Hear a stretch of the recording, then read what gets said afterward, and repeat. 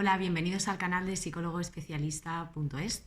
Bueno, no sé si os estáis dando cuenta, pero últimamente nos estamos poniendo más enfermos, más ansiosos y más deprimidos cada año. Y no solo en España, también en estudios recientes de Estados Unidos confirman esto. Y es que, bueno, ya sabéis que yo tengo una concepción holística, que mente y cuerpo se retroalimentan, ¿no? Por ejemplo, las personas que tienen disfunción metabólica, como diabetes tipo 2, pues tienen mayor riesgo de suicidio. Así que, como vemos, psicología y medicina están más relacionadas de lo que muchas veces pensamos en la forma en la que lo tratamos. Entonces, la gran mayoría de las cosas que nos están enfermando, tanto física como mentalmente, e incluso matando porque nos llevan a suicidio o a muerte por alguna enfermedad, pues son las condiciones de vida, nuestros hábitos de vida y también los patrones de pensamiento, que es ahí donde junto psicología y medicina. Es decir, por ejemplo, elevados niveles de azúcar y elevados niveles de estrés percibido y desesperanza. Estamos sintiendo eso, pero no hacemos nada. Es como si estuviéramos en indefensión aprendida. Bueno, no puedo hacer nada por cambiarlo, pero sí puedes acudir a un profesional de la salud, a un psicólogo sanitario, por ejemplo, porque si no es que estamos funcionando como en piloto automático, ¿verdad? Entonces, a veces hay que plantearse tomar decisiones o tomar pastillas. A veces tiene que ser un tratamiento conjunto al principio, tratamiento farmacológico y tratamiento psicológico. Luego el tratamiento farmacológico se va desvaneciendo, se queda solo el psicológico y finalmente ya pues también se daría el alta en el tratamiento psicológico. Pero aquí quería hacer mención para relacionar un poco pues esto que nos está matando, enfermando, que puede elevar nuestros niveles de estrés percibido, desesperanza y elevar la tasa de suicidios. Quería hablaros hoy de las mitocondrias, ¿vale? Que son pues esos orgánulos dentro de la célula que transforman los alimentos, es decir, pasan por el tracto digestivo, después a través del intestino pasa a la sangre y de la sangre a la célula. Y dentro de las células están las mitocondrias, que son las que transforman la glucosa en ATP. El ATP es adenosintrifosfato, que es lo que nos da energía, es el combustible de nuestro cuerpo. Y es que nuestro estilo de vida, por ejemplo, sobre todo hábitos de acción y de pensamiento, están creando daños en las mitocondrias, o sea, que volvemos otra vez a la retroalimentación mente-cuerpo. Porque a veces tú puedes darle tanta glucosa a la mitocondria, a tu cuerpo, ¿no? Que metes tanta glucosa que haces que tenga que usar insulina para sacar la glucosa del torrente sanguíneo, pero ya no la puedes meter en la célula porque en la célula ya hay demasiada glucosa. Es como que te puedes alimentar bien, pero si no lo absorbes, pues no sirve de nada, porque no eres lo que comes, eres lo que absorbes. Entonces, lo que hace nuestro cuerpo es poner freno a esa insulina, creando resistencia a la insulina. Porque ¿para qué vas a poner a funcionar la insulina? Para que saque de la sangre la glucosa y la meta en la célula, si la célula está hasta arriba de glucosa y no puede coger más. Entonces, creamos esa resistencia a la insulina porque al final estás almacenando energía en sangre. Entonces el cuerpo dice, oye, quema primero la grasa, quema primero esta glucosa que tenemos en sangre, este excedente que hay en el torrente sanguíneo, antes que tirar de la grasa. Así que estás bloqueando la quema de grasas para obtener energía, lo cual contribuye a la obesidad. Otro factor que también afecta a la mitocondria, pues el estrés oxidativo, ¿vale? Y ojo también a veces que pensamos, bueno, esto solo la glucosa, no. Ojo con el exceso de fructosa, ¿vale? En jugos de frutas, refrescos, porque en la célula se convierte en ácido úrico y también daña la mitocondria produciendo estrés oxidativo. Luego también está la privación del sueño, el sedentarismo, los tóxicos ambientales, que esto pasa desapercibido en los productos que tenemos de higiene personal, para nuestro hogar, como ambientadores, suavizante, las ondas del wifi, las antenas. Esto también daña la mitocondria, aparte de lo más conocido como tóxicos ambientales, pues los pesticidas, las fragancias y también la contaminación. Por otro lado, el estrés crónico. El estrés crónico, que es como, si esto es más del campo de la psicología. Bueno, pues el cortisol daña a la mitocondria, ¿vale? El cortisol y otras hormonas del estrés. Entonces, al final es que tenemos que tener en cuenta que todo nuestro cuerpo son células, así que hay tantas mitocondrias como células hay en el cuerpo. Por lo tanto, puedes tener problemas en cualquier órgano del cuerpo, porque todo órgano del cuerpo está formado por células. Por eso a veces el malestar metabólico, o sea, es tan difuso porque puede dar cualquier síntoma y además lo que hace la medicina es que te trata, muchos médicos ya están despertando de esto, ¿no? De ser tan reduccionistas, pero es que solo te tratan exclusivamente aquel órgano o allí donde está el síntoma. Es decir, si la disfunción metabólica se manifiesta en las células cardíacas, pues tienes problemas de corazón. Si ocurre en los ovarios, pues podrías tener ovarios poliquísticos. Si la disfunción metabólica ocurre en el hígado, pues tienes ácido graso. Y al final van a tratar estrictamente el síntoma, pero no tratan el problema de base, que es la disfunción metabólica. Y es que muchas veces confundimos el tomar azúcar con que algo sepa dulce. Entonces, si tomas alimentos con mucho azúcar, aunque su sabor sea salado, pues son alimentos ultraprocesados, lo que haces es generar picos de azúcar en sangre que llevan a ese estrés oxidativo que afecta a las mitocondrias.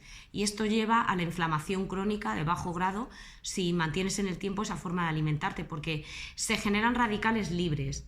Y entonces, al final es como que el azúcar, se produce la glicación y el azúcar es como si se pegara a las proteínas y a los vasos sanguíneos. Entonces, es mejor, evidentemente, cuando ingieres alimento, pues tendrás picos de glucosa, pero es mejor tener picos en una franja, es decir, más suaves, no picos con ultraprocesados tan grandes. Al final, esos picos también favorecen los antojos posteriores, ¿vale? Ahí entraríamos ya, bueno, porque a veces tu microbioma, ¿no? Tus bacterias del intestino, pues las que quieren comer ese tipo de alimentos al final te acaban pidiendo más, o sea que comes ese tipo de alimentos y luego te apetece más ese tipo de alimentos. También influirían ahí otras cosas, ¿no? Como que hace 1 año y medio aproximadamente salió un estudio que muchos ultraprocesados llevaban componentes aditivos que eran adictivos, ¿vale? De hecho, yo nunca he tenido un paciente que tenga trastorno por atracón y que se atraque de lechuga. Curiosamente, se atraca normalmente de ultraprocesados. Entonces, bueno, al final, ¿vale? ¿Cómo solucionamos esto, no? Pues haciendo ejercicio, tienes una buena vida social, apoyo social de calidad, trabajas motivado o, por ejemplo, eres emprendedor. Pues ahí hay que tener flexibilidad metabólica, es decir, que tu cuerpo pueda usar azúcar o grasa para generar energía. Primero quemas la glucosa porque es más fácil, pero cuando mantienes el azúcar en sangre baja, como no hay glucosa disponible en la sangre, pues si tienes que utilizar energía, lo que haces es quemar la grasa, ¿vale? Esto, por ejemplo, pues después de 4 horas de haber comido y haces ejercicio o haces ejercicio en ayunas, ¿vale? Entonces, esto lo que tenemos que hacer es, entre tanto, que sí, que vale, estamos haciendo ejercicio, nos cuidamos nuestra salud mental, tenemos apoyo social, trabajo motivado, lo que tú quieras, pero también tienes que controlar esos picos tan grandes de glucosa, ¿vale? Hay que ir como entrenando a minimizar los picos de glucosa. De hecho, bueno, puedes medir la glucosa con aparatos de medición que los puedes comprar en farmacia o por Amazon y entonces comes un alimento y ves, te mides luego la glucosa y ves qué alimento te dispara más la glucosa, ¿no?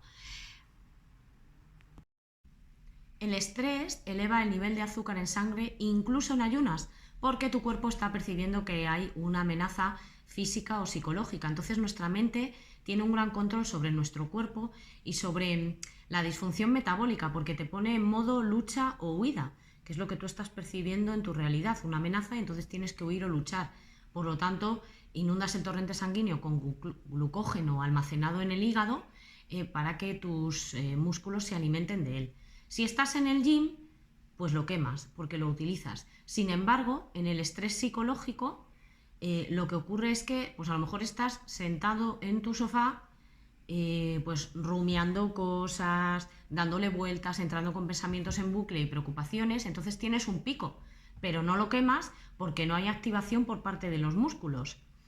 Entonces, como no te estás moviendo y estás rumiando el pasado o preocupado en bucle por el futuro, no quemas esa glucosa puesta en sangre. Entonces es importante ver que la mente está afectando al cuerpo, y también la comida respecto a micro y macronutrientes, el sueño, la actividad física, los tóxicos ambientales, nuestra microbiota, el estrés, ¿vale? Haré un vídeo de cada uno de estos pues disruptores metabólicos, ¿no? Y que afectan sobre todo a nuestra mente y por ende a nuestro cuerpo. Luego están las preocupaciones no gestionadas adecuadamente. Es decir, esto pasa todos los días aunque no haya una amenaza, produciendo un gran estrés agudo, ¿no? Entonces esto es lo que se llama estrés crónico de bajo grado. Por ejemplo, puedes medir el estrés con la variabilidad cardíaca a través de dispositivos como el anillo Oura, y a cuanta más variabilidad cardíaca, pues más flexibilidad para adaptarse, ¿no? Sin dañarse.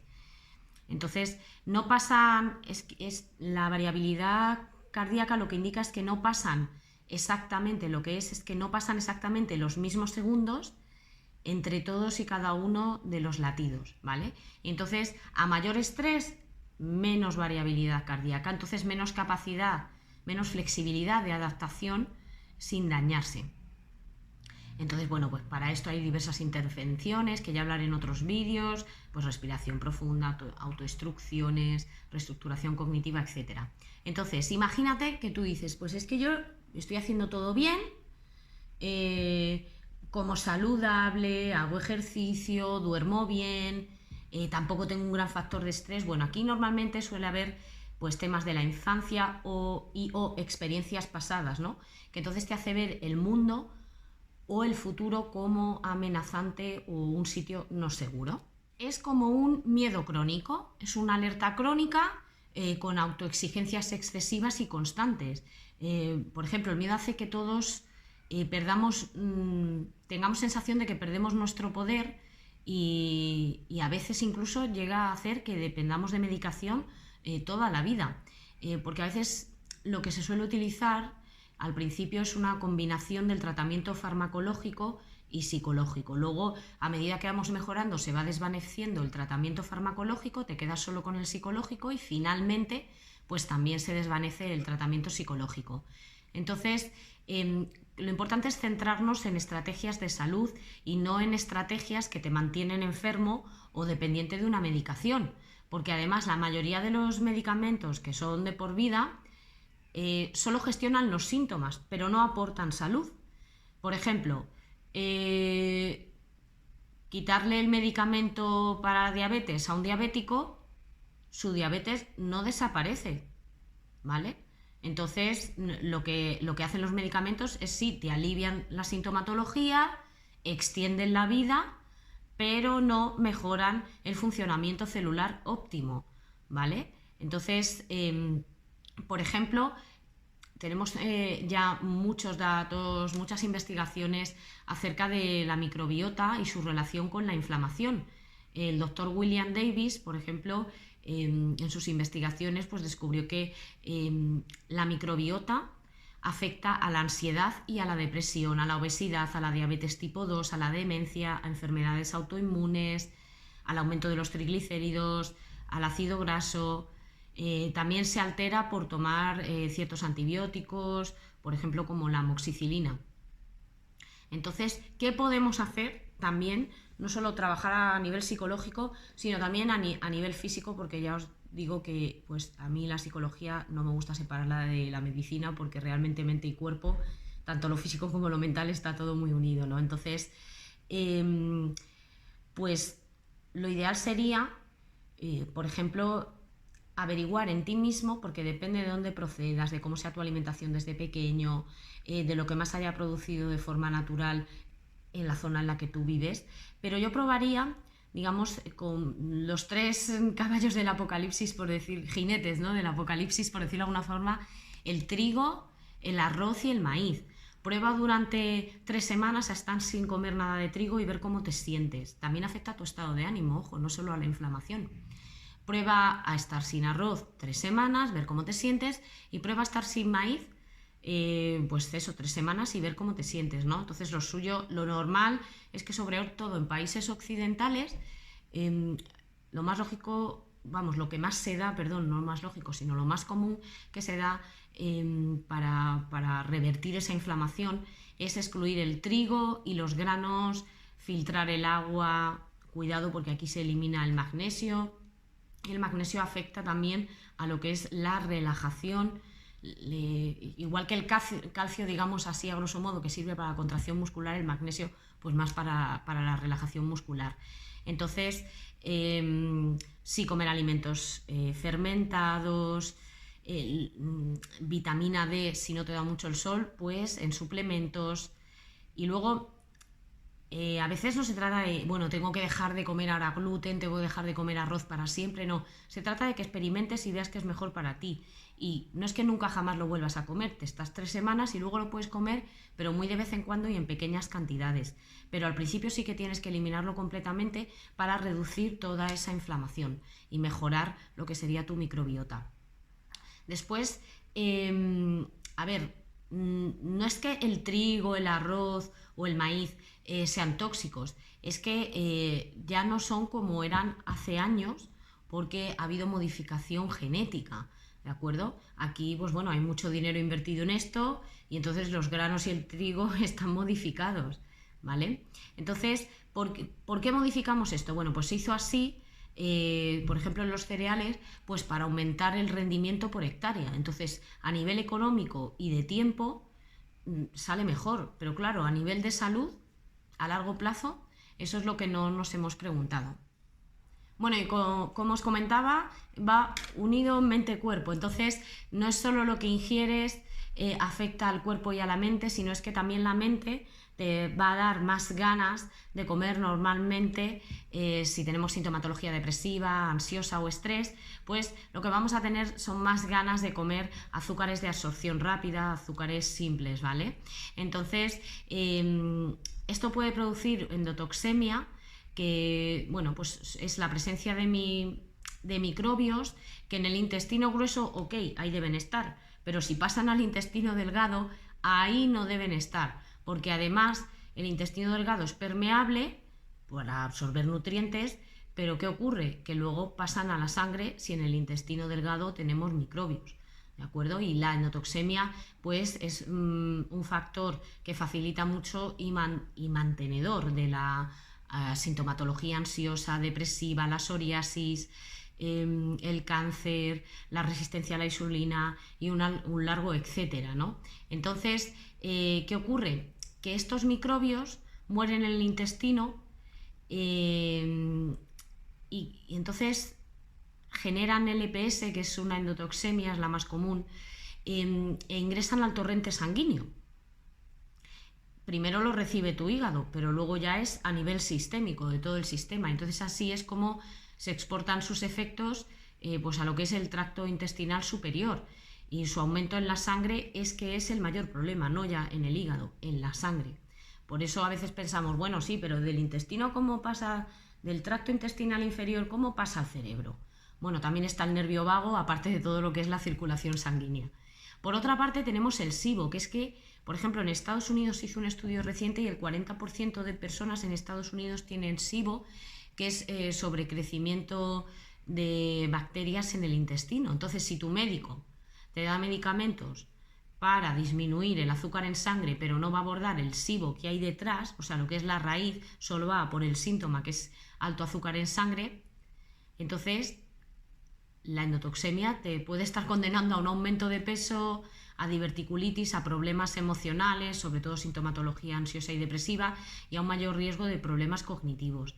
Entonces, la gente a veces piensa que la solución, por ejemplo, es, bueno, pues una dieta FODMAP, que podéis buscar en internet lo que es, pero es que esto solo alivia temporalmente la hinchazón y la diarrea, pero es que no soluciona el problema. Soluciona hinchazón temporal, temporalmente también los gases y la diarrea, pero es que no es la raíz del problema, porque encima esto puede aumentar la permeabilidad intestinal. Entonces, lo que ocurre es que tendríamos que pensar en En la ingesta de bacterias, por ejemplo, se están haciendo yogures con microorganismos pues probióticos, ¿vale? Lo único que a veces son mezclas aleatorias. Lo ideal sería ver qué necesita específicamente, qué bacterias necesita tu microbiota. Pero aún así, lo que sí podemos hacer es no cargarnos nosotros nuestra propia, se decía antes flora intestinal, pero más bien sería fauna porque son microbios, pero bueno, lo que es el microbioma. Dale a like si te ha gustado y suscríbete y comparte si crees que este mensaje es importante que lo conozcan las demás personas. Que tengas un bonito día. Chao.